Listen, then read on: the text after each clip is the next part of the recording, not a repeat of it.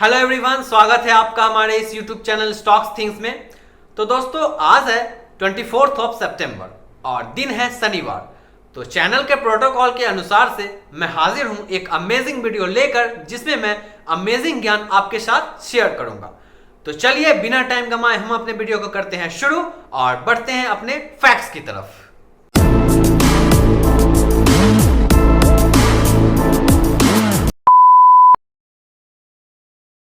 दोस्तों, आप लोगों ने तो बुलेट बाइक का नाम जरूर ही सुना होगा, पर क्या आपको पता है कि बुलेट बाइक बनाने वाली कंपनी रॉयल एनफील्ड कहां की कंपनी है?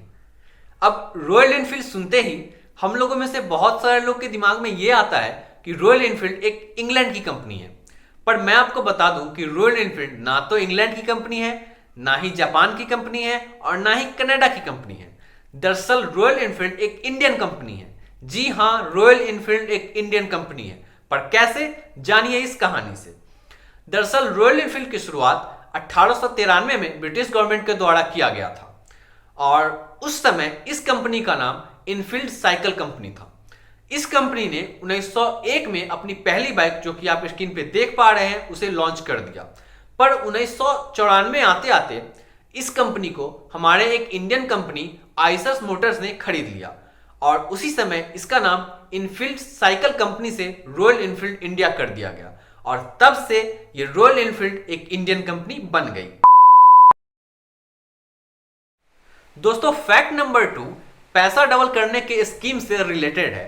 इस फैक्ट के माध्यम से हम लोग यह पता लगा सकते हैं कि हमारा जो पैसा है वह कितने दिनों में डबल हो जाएगा और यह भी पता लगा सकते हैं कि राजू भैया को कितना इंटरेस्ट मिलना चाहिए कि उनका पैसा 21 दिनों में डबल हो जाए। तो चलिए अब हम लोग बात कर लेते हैं अपने रूल की, जिसका नाम है रूल ऑफ 72। हिंदी में इसे हम 72 का नियम भी कहते हैं। इस रूल के माध्यम से हम लोग यह पता लगाते हैं कि हमारा जो पैसा है वह कितने दिनों में डबल हो जाएगा। बस शर्त यह है कि हमें जो इंटरेस्ट मिल रहा है वो कंपाउंड इंटरेस्ट हो। रूल ऑफ 72 का जनरल फॉर्मूला है time equals to 72 divided by are.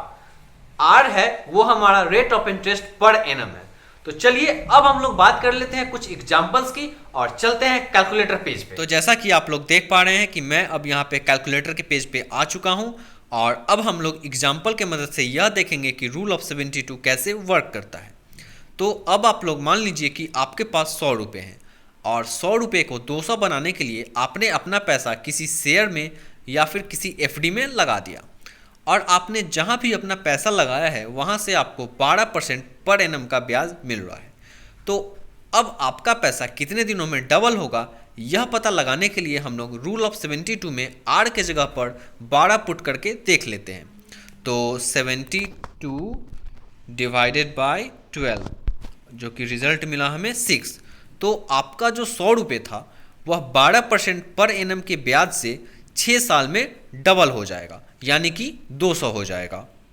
दोस्तों, अब हम लोग बात कर लेते हैं इसके कन्वर्स मेथड की। रूल ऑफ 72 का जो कन्वर्स मेथड है वह तब यूज होता है जब हमें टाइम पता हो और रेट ऑफ इंटरेस्ट निकालना हो। तो रूल ऑफ 72 के कन्वर्स मेथड के अनुसार रेट बराबर 72 डिवाइडेड बाई टाइम होता है। तो चलिए इस फॉर्मूले को भी हम लोग एक एग्जांपल से समझते हैं और चलते हैं कैलकुलेटर पेज पे। तो दोस्तों, हम लोग आ चुके हैं कैलकुलेटर पेज पे और अब एग्जांपल की मदद से हम लोग यह देखेंगे कि converse of rule of 72 method कैसे वर्क करता है। दोस्तों, अब आप लोग मान लीजिए कि आपका पैसा 6 सालों में किसी जगह पे डबल हो जा रहा है। तो अब हम लोग converse of rule of 72 method में टाइम बराबर 6 ईयर्स पुट करके यह देख लेते हैं कि उस जगह पे आपको क्या रेट ऑफ इंटरेस्ट मिल रहा है। तो 72 डिवाइडेड बाई 6 यानी कि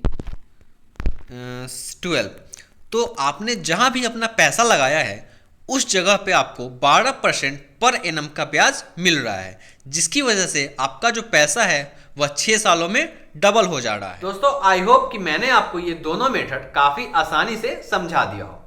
हम लोग converse of rule of 72 method का इस्तेमाल करके यह भी पता लगा सकते हैं कि राजू भैया को कितना रेट ऑफ इंटरेस्ट मिलना चाहिए कि उनका पैसा 21 दिनों में डबल हो जाए। तो वीडियो खत्म करने के बाद आपका यही काम है कि आप राजू भैया के पैसों का रेट ऑफ इंटरेस्ट निकालें और कमेंट कर हमें बताएं। तो चलिए अब हम लोग बढ़ते हैं अपने नेक्स्ट फैक्ट की तरफ पर उससे पहले मैं आपको ये बता दूं कि मैं इस चैनल पे स्टॉक्स का रोज टेक्निकल एनालिसिस करके यह बताता हूं कि कौन से स्टॉक्स को हमें लेने हैं और कौन से स्टॉक्स को हमें अवॉइड करने हैं। और यह काम मैं संडे टू थर्सडे करता हूं और सैटरडे को मैं एक अमेजिंग वीडियो लेकर आता हूं जिसमें मैं अमेजिंग ज्ञान आपके साथ शेयर करता हूं, जैसे अभी कर रहा हूं। तो अगर आप चैनल पे नए हैं तो इस चैनल को सब्सक्राइब कर ले और बेल आइकन को भी दबा दे ताकि स्टॉक मार्केट से रिलेटेड कोई भी अपडेट आए वो आप तक जल्द से जल्द पहुंच सके। तो चलिए अब हम लोग चलते हैं अपने नेक्स्ट फैक्ट की तरफ। दोस्तों, हम लोग शेयर मार्केट में बियर और बुल का इस्तेमाल करते हैं। जब मार्केट नीचे से ऊपर की तरफ जाती है तो हम लोग कहते हैं कि मार्केट बुलिश है, और जब मार्केट ऊपर से नीचे की तरफ आती है हम लोग कहते हैं कि मार्केट बियरिश है। पर हम लोग ऐसा क्यों करते हैं? हम लोग बियर और बुल का ही इस्तेमाल क्यों करते हैं? क्यों ना हम लोग डॉग, गोट या फिर काऊ का इस्तेमाल करते हैं? क्या आपको ये पता है? नहीं पता ना, मैं बताता हूं। दरअसल जब बुल अपने ओपोनेंट पे अटैक करता है तो वह उन्हें अपने सींगों से नीचे से ऊपर की तरफ फेंकता है, और इसीलिए जब मार्केट नीचे से ऊपर की तरफ जाती है तो हम लोग कहते हैं कि मार्केट बुलिश है। और वहीं दूसरी तरफ बियर जो है वो अपने ओपोनेंट को ऊपर से नीचे की तरफ फेंकती है, तो इसीलिए जब मार्केट ऊपर से नीचे की तरफ आती है तो हम लोग कहते हैं कि मार्केट बियरिश है। तो बस आज के वीडियो में इतना ही। अगर आपको ये वीडियो पसंद आया हो तो इस वीडियो को लाइक करें, कमेंट करें और हमारे चैनल को सब्सक्राइब करें, और इस वीडियो को भी अपने दोस्तों के साथ जरूर से जरूर शेयर करें। Thank you.